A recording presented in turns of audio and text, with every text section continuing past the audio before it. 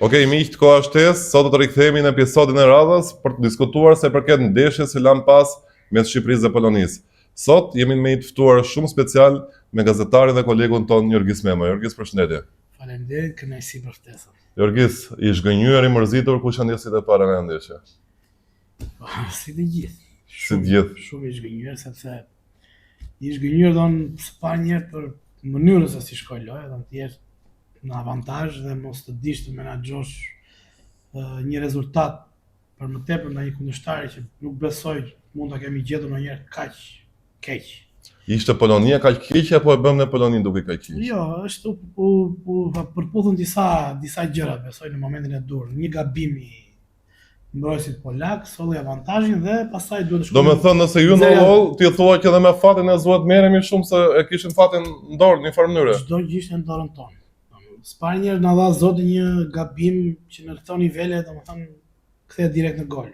Për fat të mirë shënoi Hoxha.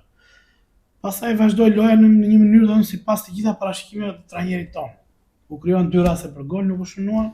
S'pari mund të shkonte 0-2, pastaj u barazua dhe po ashtu loja ishte prap mendoj në favorin ton sepse mund të shkonte 1-2 dhe në të tilla nivele, nëse gabon Ishin shumë gabime realisht, ishin Jo, shumë. Nuk është- isha asnjë as dy, ishin 3-4 gabime janë total që gabime që pafalshme. që kushtoj shtrenjtë, se mund në futbolli loj gabimesh është Po, në përgjithësi domethënë. ne kemi qenë po. Në një ndeshje që mund ta konsiderojmë ndeshja e jetës së Shqipërisë, do këto nuk falja dhe në fund të 90 minutave del që diferenca bën nga Lewandowski dhe Zielinski, atëherë kupton domethënë se sa i thjesht është futbolli, po dhe sa i vështirë. Sa e vështirë është për të luajtur. Ne kemi qenë këtu me Ditmar Bicajt edhe kemi diskutuar dhe një detaj shumë të veçantë. Ditmari na tha që Silvinho është aq shumë supersticioz sa ka dhe një varse tha që cilën nuk e hiq asnjëherë. Është një varse e çuditshme që po ta shikosh në qafën e Silvinhos. Ndoshta jo fort serioze në karakterin e një trajneri, por që ai e mban gjithmonë dhe ka gjithmonë fat. Dhe sa herë ka pasur atë varse tha, Shqipëria ka fituar. Dhe ne vëmë re gjatë ndeshjes që Silvinho e kishte futur poshtë varsen. Ndërkohë kur rezultati shkoi 2-1, e kërkonte fuqinë nga Zoti me gjitha mënyra duke nxjerrë dhe varsen dhe jashtë. Mirë, këto janë kështu, janë shenja supersticiteti që ndodhin rëndom në futboll, që duhet ta kuptosh, janë shumë lojtarë ku futen në fushë, njëri bën kryqin, njëri falet sipas besimit fetar, po Jo, për të dalë te kjo pjesa që këto janë detaje. në fund fare ne nuk duhet ta konsiderojmë veten të pafat. Në të Jo, ndeshje. është pa, nuk ti e kishe fatin në dorën tënde, nuk mund të Fati të erdhi Benaregu gabim, Jo, Polonia në ato ditë aq të keqe, mund të ishte çdo gjë në tav. ti mund të thuash që ishe i pafat kur soni gol në minutën e 94 nga Hiçi, po. Të kesh rezultatin në dorë, të jesh në avantazh. Të pososh 2 gola, mendoj shumë të evitueshëm. Një gol nga goditja e këndit dhe një top parashut që mungesë komunikimi e portierit me mbrojtësit.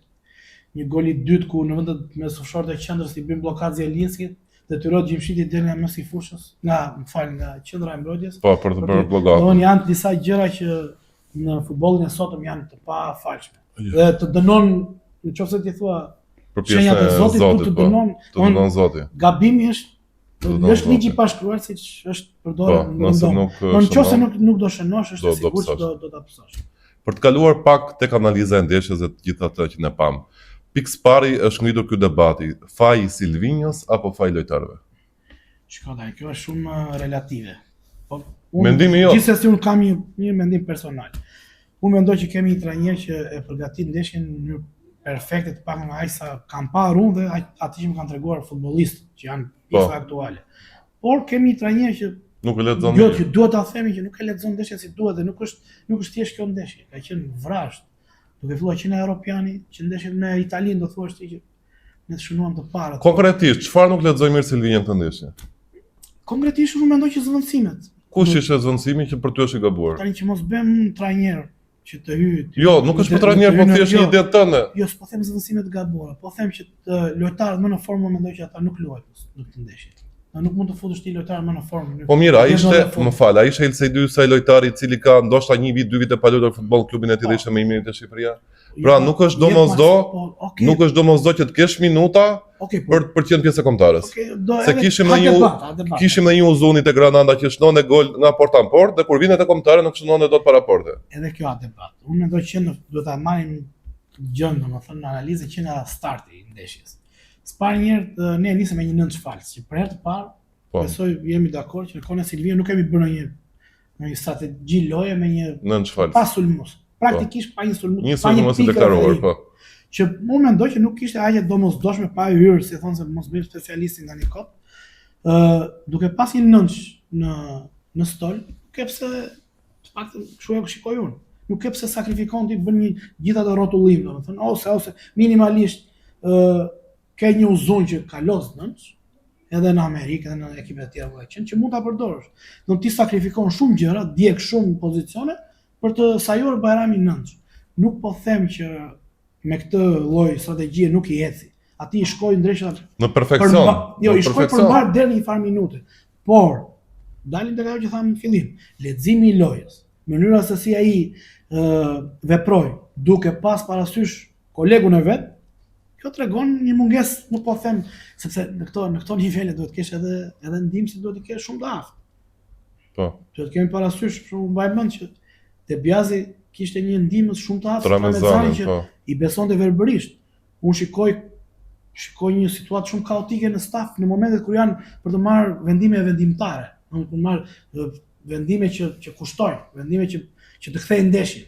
Unë nuk mbaj mend një ndrim që ti trajneri ti ke dalë përmbar. Po mirë, pra ja, ai ishte rasti konkret për shembull. Unë në fakt kam qenë me këtë mendimin që ke dhënë dhe ti këtu që Silvinho është nota 10 për ta lexuar ndeshjen para takimit, por gjatë momentit që bën për ta përgatitur. Për ta përgatitur ndeshjen, po. Si mënyra si motivon lojtarët, mënyra çfarë detyra edhe ana taktike, vendosja gjitha është për të vlerësuar përpara takimit, kur nuk është sa gjatë momentit që zhvillohet ndeshja nuk e lexon gjën saktë. Por këtë herë ndeshja tani ishte 0-1 për Shqipërinë. Pastaj kishte një rast me Bajramin që ishte fatal për 0-2, nuk shfrytëzohet. Një gabim fatal i Strakoshës në momentin e tij më të mirë të karrierës, shkon ndeshja 1-1. Ai fut në këtë moment dyshen Broja Pilo. Dhe çfarë ndodh? Broja pason për te Pilo dhe një rast tjetër goli për Shqipërinë. Pra, dy lojtarë që vinë nga stoli janë përpara porte, që dy që të nxjerrin rastin e golit, që do të thotë në vetvete që nuk është kaq i gabuar ky ndryrim që i ka bërë. Okej, ti mund ta sepse ti e di shumë mirë që një trajner mund të çojë deri në porta, po në fund e shkon golin lojtari. Kjo është shumë debat sepse kur të nisin ndonjëherë gjëra të keq, marrin për keq sepse edhe ne nuk besoj që e prisim që do pësojmë një gol të tillë nga goditje standarde. Në atë lloj minute dhe në atë momenti ku përqendrimi duhet ishte në mënyrë të frikshme nga lojtarët, duhet ishte maksimal. Për shembull, nuk mund t'i falet shumë një mbrojtës ose një portier që të mos lexojë një top aq të gjatë që vjen sipas. Për ta kujtuar edhe njerëzve që nuk ishte hyse aty, se ishte Gjimshiti në mbulim me Lewandowski. Lewandowski bashkuar pas ka hyse. Pyetje tjetër, pse hyse me Lewandowski? Në atë pse duhet të ditë në atë markim një ishte Gjimshiti me Lewandowski në markim. Lewandowski i iku Gjimshiti dhe më pas përfundoi te hyse. Ideja është që ai top nuk duhet përfundonte te Lewandowski besoj. Unë mendoj që është më shumë një mungesë komunikimi e lojtarëve, mbrojtësve në portier sesa ta themi në thojza faji mbrojtës ose i portierit. Është mungesë komunikimi. Unë besoj se mungesë përqendrimi. Dolin kundërkohë Strakosa. Kjo është e gjitha. Tani këto janë gjëra që unë kam pyetur trajner portierësh në këto raste, nëse nuk keti komunikim me mbrojtësin. Sigur një imja të thotë Strakosha, sigurisht që mbrojtësi do hapi krah, do t'ia lëse, do besoj te portieri. Po topi ishte për te Strakosha, Strakosha nuk e ka mendoj se është jo, do ta e kam këtu, nuk mendoj se kjo vendosi komplet ndeshjen, sepse ti e patë rastin. Nuk është momenti që ti thua që të kryqëzojmë portierin se pati faj dhe u vendos ndeshja te portieri, mendoj unë, por vazhdimësia e lojës tregoi që u bën disa gjëra gabim dhe në këto raste të dënon dhe në moment që ti një humbet një rast të pastër, sepse loja kur ka pak diferenca, ti e pe që Polonia nuk ishte një ekip që të Pyetja që unë dua të bëj është pak më e thjeshtë. O Jorgis, mos doshta kaq është takati ynë? Jo, takati jonë ishte ne treguam në mes Polonisë që ne i kemi mundësi jo vetëm të fitojmë. Po sepse më fal për ndërprerjen, sepse për shembull unë kujtoj edhe ndeshjen Shqipëri-Serbi, një tjetër ndeshje në Tiranë ku taktikisht Shqipëria ishte nota 10 dhe lojtarët nuk e shtynë dot top një rjet. Kishim ndeshjen Shqipëri-Spanjë Evropian, një Spanjë pa motivuar me formacionin e dytë, ne kontroll topin nuk shnonim dot gol. Vim këtu me Anglinë, luajm futboll sulmues, futboll i cili entuziazmon tifozët, po nuk shnonim dot në rjet. Domethënë, pse kemi kaq vështirë për të shtyr topin në rrit të rjetës edhe kur i kemi rastet? Këtu a është cilësia e lojtarit këtu që këtu bëhet diferenca, sigurisht këtu për kualiteti këtu për dal pra që nuk është Silvinho, hajde bjem Silvinho se është Silvinho trajneri. Shikoj, në fund të fundit atë faturën e merr trajneri. Tani nuk është faj Silvinho se humbi rast Bajrami dhe Pilo. Tani ti jemi okay. Kjo është gjithë ideja se kishte dy mundësi të pastra aty. Ideja është trajneri merr faturën sepse është ai që udhëheq të skuadrës. Zgjedhjet e tij në fund të fundit janë ato që shumë ndeshje me Poloninë humbe. Ajo ishte një ndeshje që janë 90 minuta që është ndoshta ndeshja më e rëndësishme në historinë e kombëtares tonë. Paktën deri më sot, nuk ka pas. Po. Nuk po them që nuk u përgatit mirë ndeshja. Po mënyra se si shkoi ndeshja. Raste që në kushte normale mund falen. Hajde se po them. Po në Dim Bajramit i falet a Përgjegjësia në këto raste duhet të jetë shumë më e madhe. ai ishte i papërgjegjshëm në Dim Bajramit. Tani nuk mund të thosh tani s'mund të krijoj unë, po më kujton ai rasti i Gashit me Zvicrën, tani s'mund. Po jo, nuk është shko. Një lojtar, pse u ka një të shkuar rasti Bajramit. Atë lloj rasti ka numër. Është vërtet. Po rastin e Dim Bajramit ka një të shkuar. Nuk se s'do ta bënte gol. Jo, rastin e Dim Bajramit ka një të shkuar që unë e kam cekur dhe në shkrimet e mia për pjesën e Dim Bajramit. Më kujtohet ndeshja Gjorgji-Shqipëri, që ne fituam 0-1 aty. Një tjetër rast fatal i Bajramit për ta mbyllur ndeshjen nuk e shton gol. Ka pasur edhe një rast tjetër i cili e godet në port pa e vrarë mendën fare dhe kur del në intervistë ajo që macaron dhe mua më shumë ishte pjesa kur thoshte Bajrami nuk ka gjë të shtojmë ndeshjen tjetër. O vlla, nuk ka më ndeshje tjetër. Çdo rast me kombëtaren duhet shtyr topin në rrjet. E kupton? Dhe këtu ishte, domethënë, kishte 4 mënyra për ta goditur atë top dhe i zgjodhi mënyrën më të gabuar për të bërë diçka spektakolare. Ysa e del aty me sprintin, ta jep topin ti e di që topi do vitet aty. Duhet të kisha marrë hapje përpara për ta goditur topin. Ose të shkonë të godisën krah të kundër, jo të bën atë goditje. Ne tani mund të themi çdo gjë dhe mund të jetë, si thonë, mund të kemi shumë të drejtë për atë që themi, ashtu siç mendon dhe ti. Këto janë gjykime personale. Tani unë mendoj që ai ishte një rast fatal që ndikoi në vazhdimsinë e ndeshjes. Ai po të bësh gol ne tani do flisim komplet ndryshe. Por mendoj që ai lojtar nuk ka dashur që nga mënyra se si ka stopuar. Ai ka qenë vetë 100% i bindur që do bësh gol. 100%. Ore, jo që nuk ka dashur, po pse do të bësh një gol spektakolar kur thjesht mund ta shtysh topin në rrjet olla. Është qësuar shumë e lehtë në këtë moment. Pse duhet bësh një gol spektakolar me Polonin? Ne duhet të flasim, si e mendojmë, thelbin e kësaj gjëje. Thelbi Ti u penalizove nga dy raste që janë detaje shumë të rëndësishme në futboll. Duhet kuptosh që atë rastin që kishte Lewandowski nuk e humbi, e bëri gol. Po pra, po në fund Pilo e humbi. Në fund e shënoi Zelinski dhe Lewandowski, do të thonë Barcelona Inter dhe Pilo ja i gol me Bajramin. Nuk ka lidhje kjo, ka lidhje ajo që ndodhi. Ai e bëri gol, ky Joni nuk e bëri gol. Shumë e thjeshtë. Po mirë më Jorgjes. Okej, atëherë, për vazhduar pak logjikën time. Ishin dy talente, si te Polonia dhe te Shqipëria, që kishin ngritur në kaos gjithë publikun. Në Poloni kritikonin trajnerin e Polonisë, do ta merrte apo jo talentin e Portos, Oskar, dhe në Shqipëri Ernest Muçin. Dhe çfarë ndodh tani?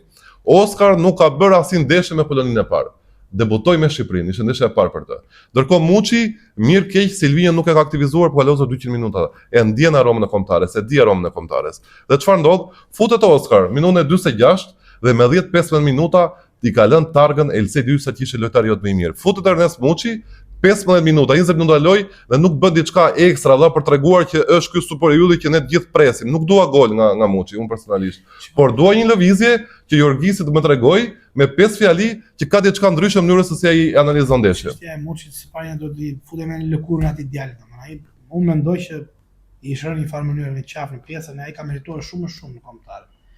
Tani një lojtar që ka 2-3 muaj, është protagonist absolut në kampionatin turk, një kampionat që s'mund të thuash që është në niveli dorës së dytë. Kampionatet 6-7 kampionate më të forta në Europë. Super investuar, i luan një klub që është në 4 më të mirë. Po pse nuk e tregon në fushë të gjën pra? Jo, po nuk kishte dhënë shanse Claudio. Më thuaj mua një kush mban mend ti që Muçi kaloz nga fillimi. Ore, a Yuri Armando Broja me Hungarinë? A Yuri Armando Broja me Hungarinë? Reja po e godiste. Yuri dhe e tregoi se kush ishte, ai ishte i super performance. Broja super performance. Ne po themi çka ka ndodhur. Ati nuk kishte dhënë shanse. Do të jemi realistë. Po jo, shikoj edhe pra unë pra atë tash. Ai u pompua, ai shumë opinioni sa që është momenti i Muçit. Unë nuk pres. Ai ka fiksimet e veta, tani unë nuk mund ta paragjykoj, po fakti është që faturën ai po e mban. Unë dua që Muçi në ato 10 minuta, 15 minuta që në fushë të çojë një cross me inteligjencë, të bëj një pasin, bëj një driblim, një gjë ndryshe që pse ne po të mbrojmë ty kaq shumë dhe po kritikojmë Silvinjon, se Silvinjo nuk është më i rëndësishëm se Shqipëria, vëlla. Pse talentet e huaja, mirë, më fal. Pse talentet e huaja futen nga stoli dhe në ato 5 minuta që jep trajneri tërbohen dhe të tregojnë më të mirë, ndërsa ne mërzitemi se trajneri sa ka futur. Okej, ma keq kohë, mund të ndodhë që unë besoj se është pjesë mentaliteti. Mund të ndodhë që të shënonte Pilo dhe të sot do flisin ti për një hero kombëtar. Qofse shënonte, bie fjala. Po. Mund të bësh një me dy, ti sot do flisë vetëm për Pilo. Futbolli sigurisht është mbaz rezultatit çdo gjë. Tani se mendoj si e shikojmë futbollin. Tani ne jemi para një fakti që ne nuk humbëm një shans shumë të ardhmë të vajtë në botror. Tani ne mund të flasim gjithë ditën kush e ka fajin, jo humbja e këtij rasti. Unë mendoj që në gjithë gjën, jo se nuk u përgatit mirë ndeshja, por prap do shkoj shkon gjua ku dhemi, do shkoj te trajneri, sepse ai do e mbaj faturën për zgjedhjet që ka bërë. Se ne mund të kemi shumë preferenca, shumë pëlqime, por kombëtarja nuk është klub. Kombëtarja ai s'kishte as 3 ditë dispozicion për të bërë shërbitje, zgjodhi një 11-shës, nuk i shkoi, do mbaj faturën. Po problemi është që unë jam i bindur me ai sa njoh trajnerin aktual, ai 11-shën e ka pas të fiksuar që para 2 muajsh, ai ç'ti bënte që prishte punë mane. Ai unë mendoj që nuk mund të lërozin edhe emra që janë shumë të rëndësishëm. Mos ishin fare titullar. Por aty i prishi punë mane dhe tani sepse jo, prandaj janë gjëra që në futboll. Prandaj ngritëm edhe diskutimin që përse, domethënë, një lojtar i Polonisë i cili nuk ka bërë asnjë ndeshje me ekipin kombëtar, me ato pak minuta e tregon direkt nivelin e tij. Po janë çështje besimit të trajnerit. Ore besimi i trajnerit, ai ishte herë parë që vjen aty kombëtare më valla. Po ky është. Po pse duam një njerëz që na përkëdheli me patjetër Orgis? Me përkëdheli duhet. Te Beshiktashi Muçi bën një gol 5 ndeshje nuk luan. Pse duhet me patjetër një fati të ketë të konsideroj ty që jeti i Zotit dhe askush tjetër? Kë do përkëdhelim te kombëtare para. E ka fituar atë vend me gola, me asist, nuk ka lidhje në këtë krahasimi që bën ti me këtë. Po talentin e Muçi. Ajo çështje besimi e trajnerit. Ai e fut ky se fut. Po e fut ishte ndeshja e parë valla. Me 5 minuta, 10 minuta tregon direkt kush je. Okej, po Muçi kur e ka treguar ndonjë te kombëtarja që Silvino ka bërë padrejtësi, më tregoj rastin. Jo, ti nuk mund të ti kërkosh llogari Muçi, pse s'bëre asgjë për 10-15 minuta. Jo, llogari nuk është e drejtë. Llogari nuk mund të ti kërkosh për shkak minuta. Jo, mund ta kryqëzoj. Por as nuk mund t'i them dot Silvino se pse lën stol. Nuk i dhe shans. Pse lën stol Muçin? Shiko, kjo pyetje, pse lën stol Muçin është bërë sepse ai vjen nga një moment që ai ka 2-3 muaj që po bën mirë. Dhe është i rrjedh, si thonë. E di ç'a më tha një miku im, më mori në telefon, di në fakt, edhe kishte lexuar një shkrim që ne kishim bërë për Silvinion. Tha, më pëlqeu kjo pjesa, tha, e kuptimit, tha që janë lojtarët më shumë përgjegjës sa Silvinio për pjesën e rezultatit, dhe unë kam një pyetje, tha, ju si gazetar, tha, pse kur Silvinio çoi Shqipërinë për herë të parë në fazën e play-offit botrorit, nuk i jepnin Silvinios një kredit, një kompliment, një vlerësim për atë arritje, por e pyesnin pse i qau Armando Broja. Po pse më vlla do dali gjithmonë një Armando Broja, një Ernest Muçi, një tjetër. Ore kush je ti, valla, kush janë këta lojtarë? Kjo është subjektive, në dëgjoj mua. Lotët Armando Brojas marrin më shumë rëndësi se Shqipëria në botror. Jo, shiko, kjo është çështje si thelbi është ky.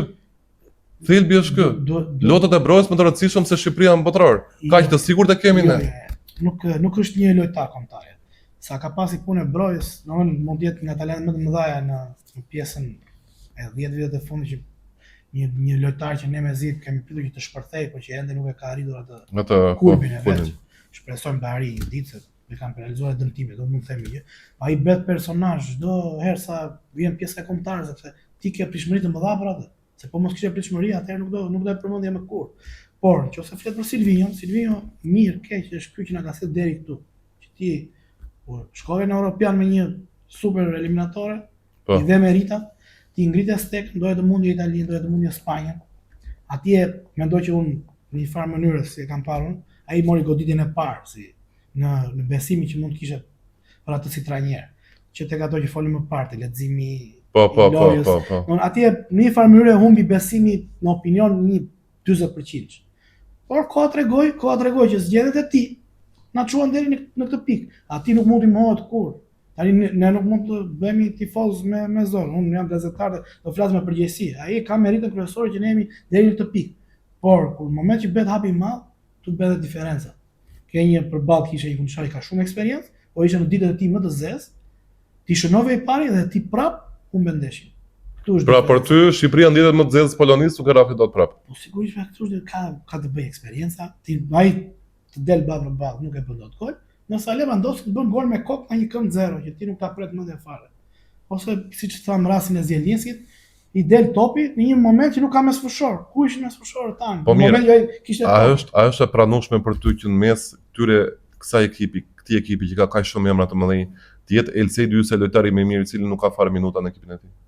A bën sens logjik gjë? Po janë sa lojtarë që shpërfytyrohen kur veshin fanana kombëtare. Nuk është edhe parë kjo që ndodh. Po.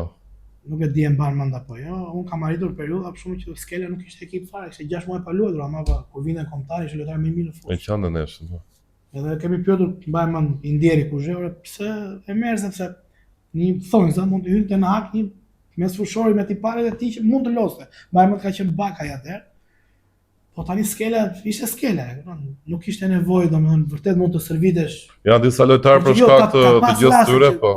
Shpërfituar sepse eksperjenca. Tani Ysaj nuk është lojtar që e pam sot. Ysaj ka 15 vjet që ka luajtur në nivele të larta, në Napoli. Edhe çfarë sprinti ka bërë aty, 80 metra sprint. Po, ajo 80 metra sprint i Ysaj tregon edhe kundërshtarin. Mendon se çfarë Po çfarë niveli ishte gjëja që atje që merita e Ysajt që doli pa hapësirën. po pra po që Ysaj pa minuta në ekip i bën 80 minuta sprint polakëve që problemi është të shikosh një Poloni kaq të lodhur. Ti mos ta ndëshkosh, domethënë është tregon shumë për vetë nivelin e duhet të kuptosh. ditën e keqe të Polonës. Futbolli të dënon. Kjo është e gjitha. O Jorgis, ka një diskutim shumë të madh për Kristian Aslanin. A është ky një lojtar i biversuar të Shqipërisë? Një lojtar i cili kërkon vetëm ato futbollin e thjesht, por që nuk e ka të gjë ndryshe, sepse unë e kam thënë më para, kjo Shqipëri dhe kur ne fitojmë, ore ka diçka që prap çalon aty, prap ngec, nuk është e zhërvjedhët mes fusha dhe më bëri përshtypje mua personalisht, do shajm gabim, që dhe Julian Shehu kishte filluar të infektojë nga loja e Aslanit. Dhe kur kishte mundësi për ta pasuar topi përpara të Qazim Laçi, e njëjta lëvizje tipike sikur ishte Kristian Aslani, ngatroja mundësisht.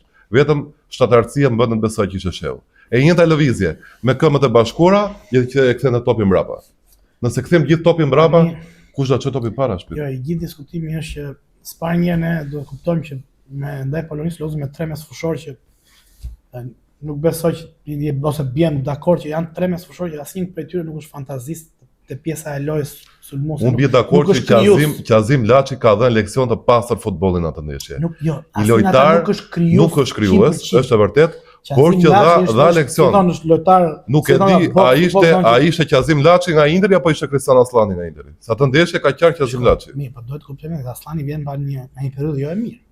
Po që ndeshja e fundit ka lozur sërish te Beşiktashi, ka marrë minuta. Po është ka një periudhë boshe nga Torino. Një moment që u largua nga Torino dhe Beşiktashi për më mirë sa kapi ritmin. Unë mendoj pak çfarë kam atë gjykimin tim është që forma e lojtarit kombëtar siç na gjetim ne para Polonisë, nuk ka qenë ajo që ne mund të prisim që të bënim maksimum ton, por prap për te kësaj, prap shkuam në Poloni e kishim çdo gjë në dorën tonë dhe nuk ditëm bashkëzonim. Unë ishte një vetvrasje, kështu mund ta qenë. A kishte një lojtar që do të zgënjeu tërësisht? Një lojtar i caktuar. Po tani nuk mund të them më zgënjeu, unë mund të them që prisja më shumë nga Uzuni, prisja më shumë nga Mitaj. Shumë ka qenë një ndeshje ku Mitaj është vënë shumë vështirësi në krahun e djathtë. Jo më kot, tani kur e gjykon pas ndeshjes, jo më kot ai futi pilën, se ai mund të fusë Muçi. Nëse donte fitore, futi pilën për të plotësuar boshtin, sepse ata sulmuan Mitaj aq shumë sa që unë nuk e di mban më ndonjë dalje të Mitaj. Asnjë vetë. Kështu që ai është një lojtar që edhe kundërshtari, trajneri kundërshtar e ka studiuar. Sepse ai krijon përsi numerike. Domethënë në pjesën që ai është një mbrojtës i madh që triblon, mund të dalë me një thjeshtësi të paparë. Ne vëmë re diçka tjetër, Jorgis. Po që unë nuk mund të them tani që pse nuk ishin ata mirë dhe ne humbëm. Ne presim shumë nga për të vazhduar li logjike tonë.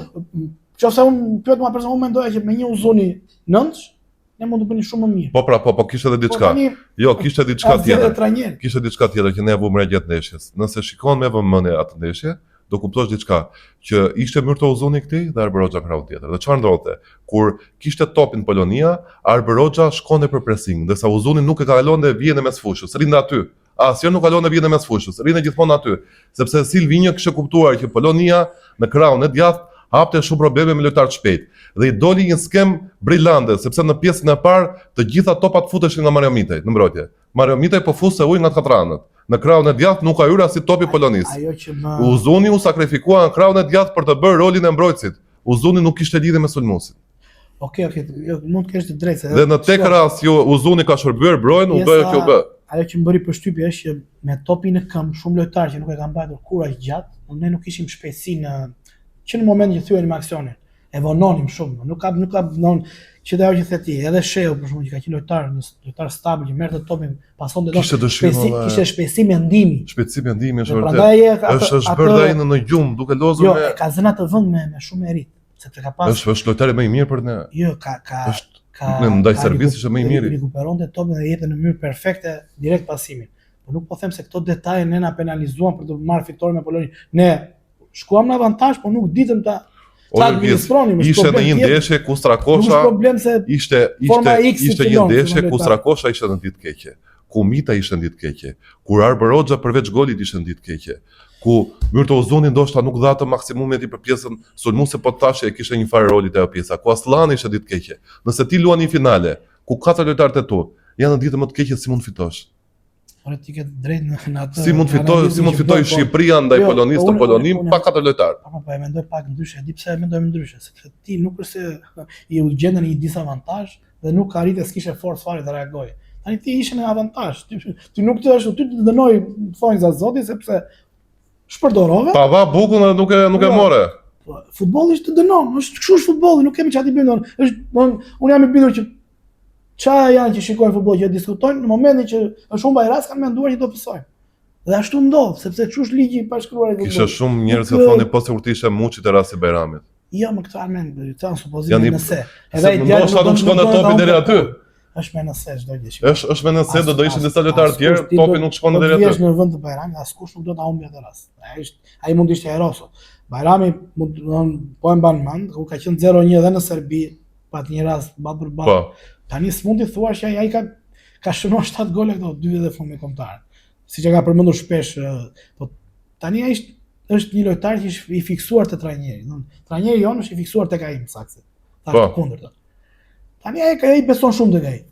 Në këtë moment nuk është problem besimi, si thonë ishte një moment që na zgjidheu të gjitha, po ai nuk mund ta kryqëzojmë pse humbi atë rast. Ka pas çfarë mund të themi ne Roberto Baggio ose në ka një miliona dhe italianë, unë e çoj penalltin, ishte lojtari më i mirë i botrorit.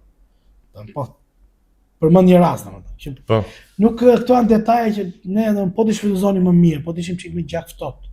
Dhe prandaj hyn në lojë eksperiencë. Polonia do mundi vetëm eksperiencë. Polonia nuk kishte asnjë gjë. Polonia u pati momente shenja dorëzimi do. Ishte ndeshja 0-1, u hodh para dhe nuk ktheheshte më. Kishte lojtar të plakur, lojtar që nuk luftonin për njëri tjetrin, pa në një cilësi të madhe, ca elemente. Ti ishe i sigurt për fitoren atë ndeshje? Çdo gjë ishte e bazuar te topi gjatë e Lewandowski. Pas pjesës parë, ishe i sigurt që Shqipëria fiton atë ndeshje? Po isha i sigurt sepse kështu po ishte vetë, jo, na imponoi çorja ndeshjes. Ne fillon mbanim topin, ishim çik më të sigurt në dalje.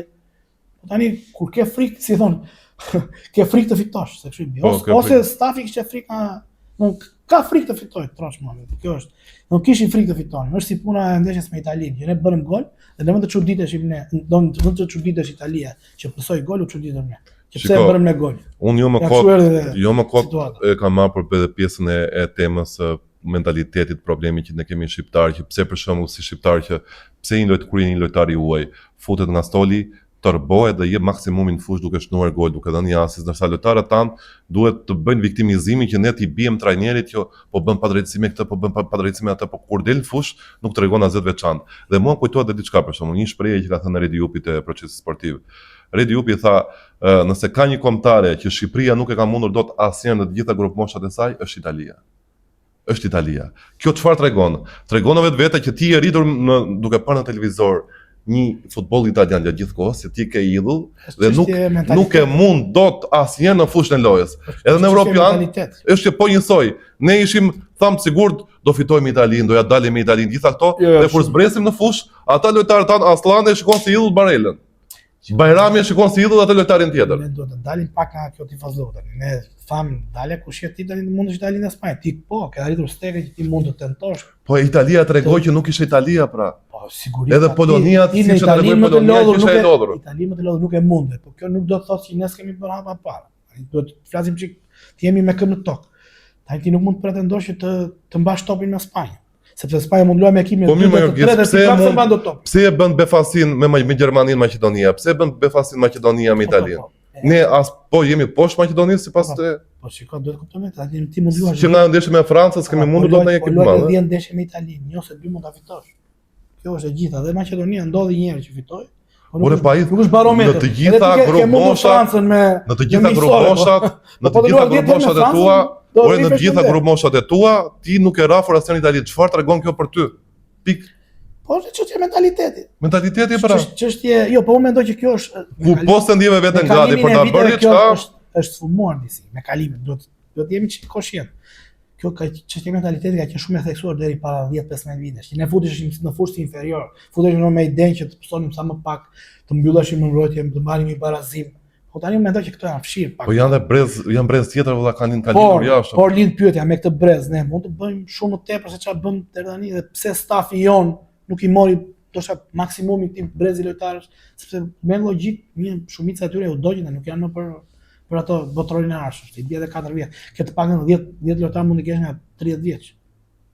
Plus minus 28, 27, do që mund mos grumbullohen më fare. Paktën po them hajde mund të hallë fundit, për Ozoni mund të jetë i fundit, janë shumë lojtarë të cilët mund ta kishin ka pas raste kanë lozë 35-36 dhe inshallah lozë. Pjesa e mbrojtësit Gjimshiti mund të ketë më shumë. Nuk i dim se si do janë me po dëm ti me karriera se si të merr po. Janë raste të rrallë. Ka pas lojtarë që kanë lozë 35, po është duhet të jemi me ta shikojmë si thonë realitetin me sy, jo ta të fluturojmë tani ç'a mund të bëjmë ne. Ne thjesht pyetja që mund të bëj aty për shkakun. Me ti je drejtuesi.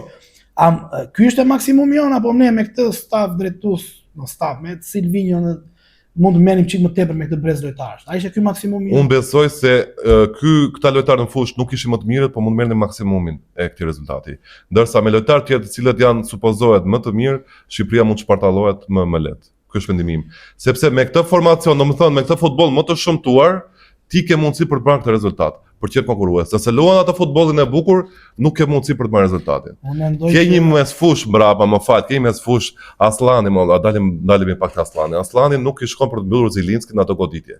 Imagjino tani të lozi Ernest Muçi këtu, të lozi Anis Mehmeti andej, të jetë konstant Polonia aty te mesfusha jote, a futet me Aslanin për ndaluar goditjet e tjera? Këto janë gjëra teknike, shiko. Po janë gjëra teknike, po është Polonia do jetë tërkohën aty, ne pam fush, hyri Ernest Muçi, gabon e topin, futet në kontakt me polakun valla. Nuk ishte fare, nuk she lidhje fare, nuk i afroi dot valla. Nuk i afroi dot. Duhet të futesh në lëkurë. Ai është një personazh tani që ke 3 muaj që spari nga ne mediat që është pompuar sepse me të drejtë është pompuar. Vjen nga një super kampionat atje në Turqi. Dhe ai ka vetë në mendjen e tij pritshmërit ishin për të qenë titullar. Del në zemër dhe futet 15 minuta e fundit, domethënë. Duhet të futesh edhe pak në lëkurën e futbollistit. Futbollisti si natyrë është ke ka pak atë ndjenjën e akmarit. Po nuk duhet, ke akmarja, po duhet jetë të kthehen në tarbim, jo në brishësi. Nuk na shkonin si shqiptar të jemi të brish. Nuk besoj se nuk donte Muçi të jepte maksimumin. Po jo me jepte maksimumin. Ma tregon valla, ma tregon një moment që Ernest Muçi. Nuk ju dha shans. Ma tregon një moment që Ernest Muçi. Që un pres, që un shkruaj për ty gjatë gjithë kohës. Është vështirë që lojtar ti bësh ti motivosh, ti çmotivosh. Është problem. Okej, të bëj një pyetje në profesion. Si me telekomandë. Të bëj një pyetje në profesion. Ti je gazetar, unë jam gazetar gjithashtu. Shkruan me gjithë kohës për pjesën e kombëtares. Dhe ti duhet të rish 1 në 2 javë që të bësh një lajm për një lojtar i cili shton një gol kombëtare. Çfarë tregon për kjo për ty në vetë? Pse ka kaq shumë pak gola, kaq shumë pak materiale për ty në punë? Nëse Shqipëria do ishte kaq e forca ne themi, atëherë i bie që ti 1-3 ditë vëlla lojtarët e tu çnonin gola. Ti ke stolta. Vet kjo kombëtare i ka rit pishmërit, por nuk është se kemi zmadhuar ne. Ne emra ekipesh valla. Jo, po në pjesën e minutazhit sa po luajnë tani me rezultate, me 2 kualifikime, 2 kemi shkuar në European. Tani ishim pranë botrorit, non-stop është ngritur. Dhe niveli i lojtarëve që kemi aktualisht, duhet të jemi para pak javësh kam qenë në trajnim, ka pas gazetar nga Serbia dhe më bë shumë qefi kur ai gazetari serb do fliste me një më fash çfarë po thot ky, po më bën qefin kot. Do kishte zili që Shqipëria ka një brez të lojtarësh që shumë afër kësaj, aq më tepër për Kosovën. Po. Tani duhet të kuptojmë, ta lojtarë tan 11 që los, ta luajnë në kampionat më të forta në Europë. Tani unë kur ka filluar karrierën si gazetar, para 20 vjetësh. E diti që ne mezi gjeni informacion vetëm kur luanin 10 minuta. Ne tani të bëjnë gol çdo javë, ti mund të kesh lojtar të përhapur në gjithë kontinentin. Nuk ka kampionat në botë që nuk është shqiptar. Është edhe një temë tjetër, për shembull siç e tha Dietmar Bice, tha për mua personalisht. Në kohën time kur bësh një gol i Kaplanit dhe Bogdanit, Kaplani ishte te Karlsruhe në Bundesliga. Bogdani ishte te Livorno, te Reggina, te Verona, ku që si fes kombëtar. Tani golat e bëjnë çdo javë. Çdo ditë, si më thënë, të bëj kesh. Jo, çdo ditë tani, çdo javë. Luaj në grupet e Ligës së Evropës, ke kapiteni kombëtarës ton ka ngrit titullin, trofeun e Ligës së Evropës. Po nuk janë. Diku ka qenë ëndër, luan të Cana kundër Nëse Nëse marrim Që raste të rralla. 3 futbollistët mark të Shqipërisë, po që janë Armando Broja, Ernest Muçi, Kristian Aslani, Berat Gjimshiti, domethënë, okay, si Gjimshiti është pjesa e mbrojtjes, por nëse marrim Aslanin, Brojen dhe Muçin, këta lojtar duke hequr Muçin e kësaj forme, nëse i merr në një kohë të përgjithshme, 1 në 3 javë bëjnë ato shkputjet e tyre për një gol për diçka të bukur. Nuk janë të vazhdueshme. Nuk ka vazhdimsi. Ska shikoj, një lojtar i madh ka vazhdimsi. Ktu dallohet lojtari i madh me lojtar normal, vazhdimësia pra. Nëse ndalemi specifikisht, për shembull, Broja është një rast që gjithnjë do ketë debat, do ketë vëmendja do jetë tek ai. Pse? Sepse ti ke shumë pritshmëri tek ai. Nëse ti nuk ke pritshmëri te Broja, nuk e përmendim kurrë si emër. Po ai është një lojtar shumë i talentuar. Po nuk do të luajmë valla. Po nuk do vetë valla. Një lojtar që vjen pas 2-3 operacionesh, që janë raste shumë të rralla tani. Duhet të flasim çik me Jo, do të flasim, nëse do të flasim me realitet, ndalemi në realiteti para operacionit. Ka dëmtime kronike. Është shumë e vështirë. Kanë qenë po bien prap, po themi flasim për Ronaldo fenomenin, po flasim për Baxhën që nuk kthehesh dot në të njëjtën nivel. Gjithë bota ka qenë sy tek ata për të bërë operacion dhe prap mezi janë rikthyer dhe prap po flasim për një tip lojtari që kur ishte në kohën më të artë sa Broja është një moshë të re, shënonte një gol dhe nuk shënonte një gol tjetër. Pse është pyetja? Dhe në kohën e tij më të artë të Southampton, shënonte një gol dhe dilte nga loja Broja, aq e donte. Edhe presidenti i Lilës tha për zhgrovan tjetër gjë. Lila nuk është gati për të ikur në ekip të madh. Tani vonë. Përse e pyetën? Sepse pasi shton një gol ndalon luajtëri futboll. Ke shumë të drejtë, ka shumë, shiko, ka shumë gjëra, mund të përmend pafund gjëra. Sepse ne irritohemi sepse dim që ky grup mund të bëjë diçka më shumë se sa ka. Mbaj mend që ju dha shanset e Chelsea, ju dha një periudhë kohë lozi rregullisht, por që nuk shënoi dhe ai duhet kuptosh këtë gjë që në këto nivele ai nuk të pret. Se mund të pres kombëtarja jon se ne kemi nevojë, po ti nuk të pres sepse Chelsea me një lojtar që vlen 2 fish i Brojës. Po. Ne ky është niveli jon, domethënë ne kemi pritshmëritë një lojtar sepse e dim që ka shumë për të dhënë, po tani këto janë gjëra që janë me pujt.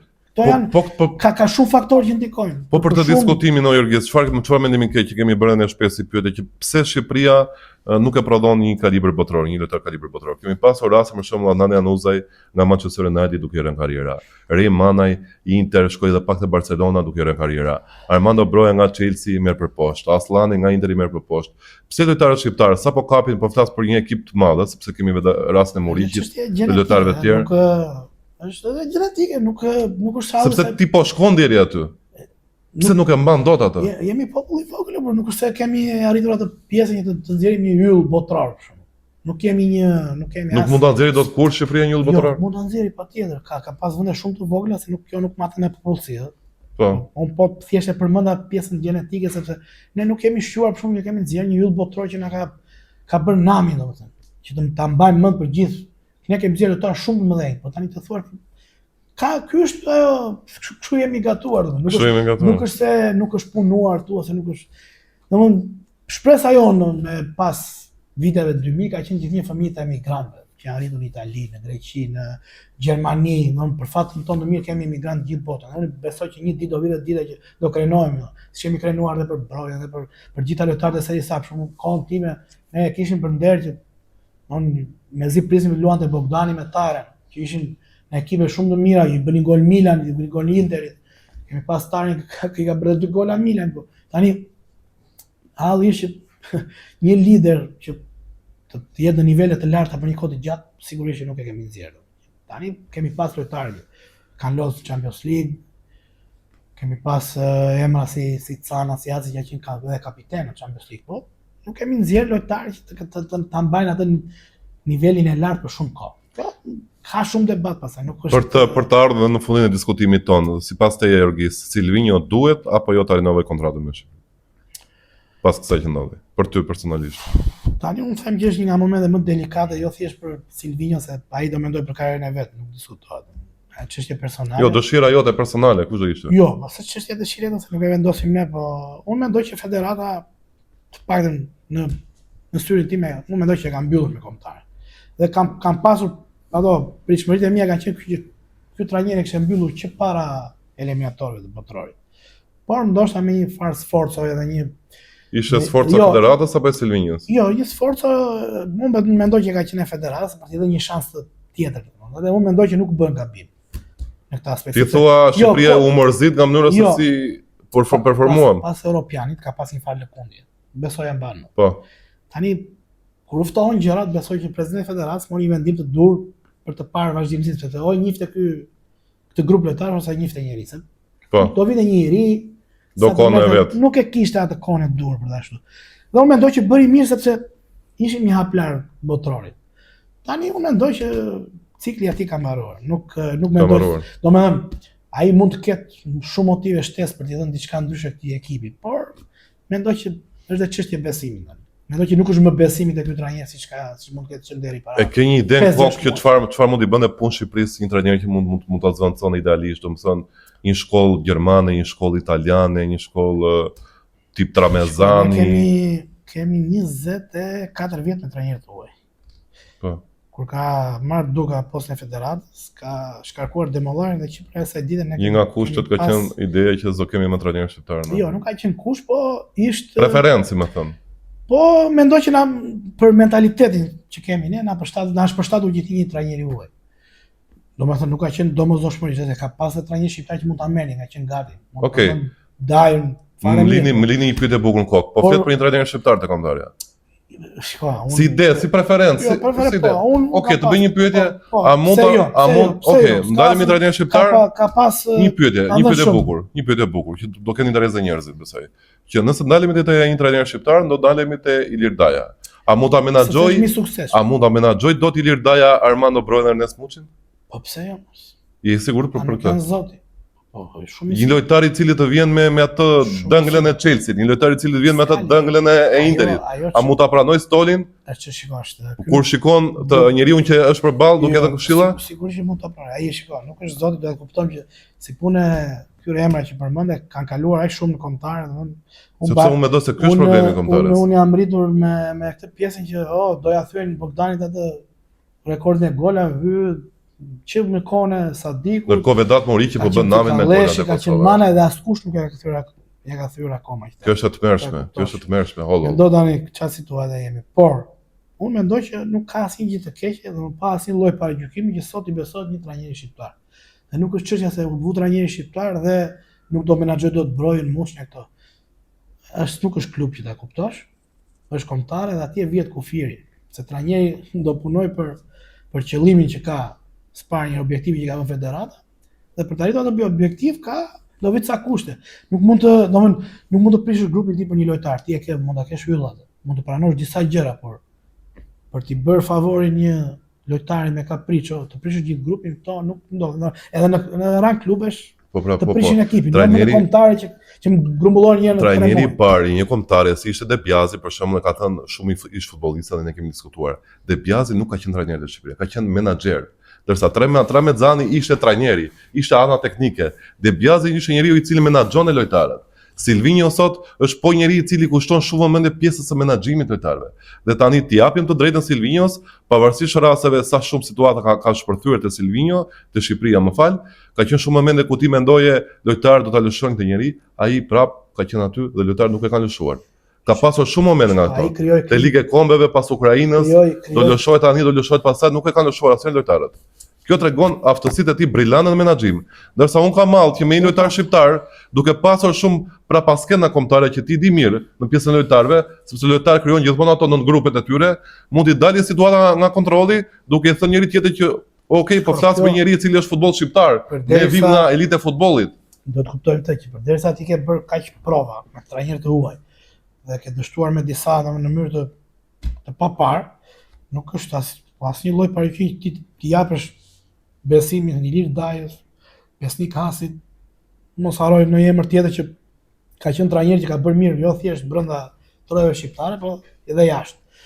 Tani kjo është çështje besimi. Unë mendoj që gjithë kohës jam i bindur që dhe vetë Duka e ka menduar disa herë që të marrë një trajner shqiptar. Mund të jetë kjo koha mendon. Jo, unë mendoj shumë një herë ka qenë pak nga burimet e mia që është lëkundur për Bledar Kolin. Nuk e di pse nuk mund të ketë disa vite. Për disa vitesh. Po ka qenë afër për të bërë trajneri kombëtar, nuk e di pse u lëkund. Por gjithsesi mendoj që ka ardhur koha dhe nuk ka asnjë paragjykim. Në moment mund të sjellë diçka ndryshe, domthon pa atë që kur e kemi ne paragjykim ne atje gazetarë vet. Në moment që ti mendon kështu, mendo çfarë mund mendoj tifoz. Po. Është problematike. Pastaj pjesa e De Biasit, që the, De Biasi u bë më shqiptar se shqiptar. Domthon u shqiptarizoi aq shumë saqë mezi prisja të merrte një fitore të ikte. po ta mbash mend, ai fitoi 0-3 në Izrael dhe u largua. U largua pas një humbje. Sepse u fut, u bë, po them shok, sepse ai ishte shumë i zgjuar te pjesa se italianët e pjesa e marketingut, e pjesa e imazhit janë detajistë të papar. Ndërsa pjesa e Silvinjos ta thash, Silvinjo ju gjeti Chelsea tyre lojtarë që kishte, mori një grup lojtarë domethënë që shumë ajo që nuk i falun trajnerëve të tjerë, domethënë kishin Hasani këtu, domethënë nuk bënte modë, e gjeti Silvinjo në Korenë e Jugut, shpiki ca skema me goditje nga jashtë zone, punoi me ca detaje që i dhan fryte ato eliminatorët e para, por se diskutuam para pak ditësh në emision, pam statistikat e fundit, nuk kemi asnjë gol jashtë zone. Domethënë ai ata që ngriti vet si lojtari, i ngriti në ajër, ata tani sfumoi gjatë rrugës. Tani se çfarë ndodhi, se çfarë përplasjes kishte ai, se ai ishte problem menaxhimi personal i tij me lojtarët apo fërkime menaxherësh, unë nuk mund ta them me duar në zjarr, por që situata i doli disi nga kontrolli, u pa në vazhdimsi. Dhe nuk po që prap gjërat erdhën saqë ai vetë ishte vetëm një hap larg botrorit, në ndeshjen më të rëndësishme. Çfarë doi tani futbolli kështu është. Dhe nga ana tjetër për ta mbyllur do të kujtojmë në një gjë, që po flasim për botrorin ku për shembull Turqia do të luajë me Kosovën, jemi gjithë mbështetjet e Kosovës aty, por Turqia po luan me Kosovën dhe Arda Güleri kishte dhënë një intervistë, thoshte kaq në vitin 2002 unë s'kisha lindur akoma që Turqia nuk është shkuar më në botror. Po flasim për një botror ku Turqia, e cila është një shtet shumë më i madh se ne, ka lojtar shumë më shumë se ne dhe ka shumë vite pa shkuar në botror. Po është e vërtetë, ata kanë dështuar disa herë, më thënë drejtë, nuk është kanë pas një periudhë gati 10 vjeçare me dështime jo thjesht në botror, por edhe në europian nuk se kanë bërë një gjë për të mbajtur mend. Kanë pas një periudhë bosh edhe brezi nuk ka qenë realisht i mirë. Më shumë kanë investuar te lojtarë për show. Ne ke parasysh të klube Galatasaray, Fenerbahçe kanë blerë lojtarë nga Serie A dhe kanë ngecur, domethënë nuk kanë për fat mirë tani talenti i Realit që doli lojtari i Juves sigur e ka rregulluar pak të pjesën e lojtarëve turq, por që dhe ata nuk janë formuar në Turqi. Si puna jonë me fëmijët e emigrantëve. Por që për të ndalur te Kosova, domethënë është një nga gjërat më fantastike që mund të ndodhur, të paktën u zhgënjye me kombëtaren ton, por kemi Kosovën që është domethënë është një shembull fantastik në çdo drejtim. Është një ekip që pëson gol në Slovaki, luan me një prepotencë të jashtëzakonshme, e kthen ndeshjen, pëson prap gol dhe nuk do t'ja di domethënë, vetëm luan ballasin ndaj gjë skuadra. Unë jam i bindur nëse nuk ka ndonjë faktor të jashtëm. Po hym këtyre konspiracione gjeopolitike, se fati keq që i ka rënë Turqia Kosovës. Në fati keq në kuptim, po ti binde një ekip disi më s'po them për nivel si emër, po një ekip ndoshta suedez. Si fuqi shteti thonë. Fuqia ose Rumania do ishte shumë herë më mirë për Kosovën. Jo se do ndryhet Kosova para Turqisë, po unë jam i bindur nëse ata luajnë siç dinë luajnë, e kanë të sigurt fitoren me Turqinë. E rajnë në Turqinë. E rajnë më të pastër. Nuk po them që mos bëhem unë tani parashikues, po Turqia me Rumaninë nuk është se bëjnë një lojë u bë. Është vërtet, po. Edhe Rumania kishte ato rastet e veta.